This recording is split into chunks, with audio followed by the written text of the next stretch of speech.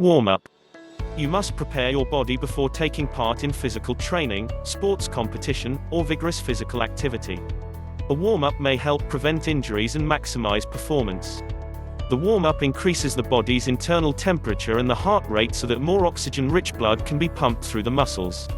The chance of getting injured decreases when the heart, muscles, ligaments, and tendons are properly prepared for exertion, and, vice versa, the risk of injury increases unnecessarily when you do not go through a proper warm-up. A warm-up should include some running in place or slow jogging, stretching, and calisthenics.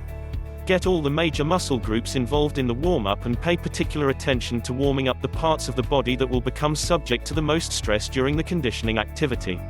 After stretching all his major muscle groups, a major league pitcher warms up by throwing baseballs at increasing velocity.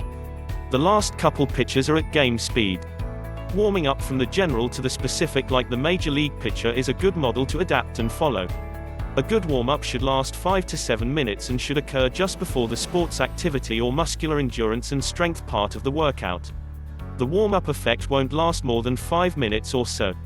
If the delay before the intense physical activity begins exceeds 5 minutes, then perform at least one or more mini warm-ups before starting. After a proper warm-up, you have prepared your body for a more intense conditioning activity. Cool down. You should cool down properly after each exercise period, regardless of the type of workout. Even swimming needs a cool down. The cool down serves to gradually slow the heart rate and helps prevent pooling of the blood in the legs and feet.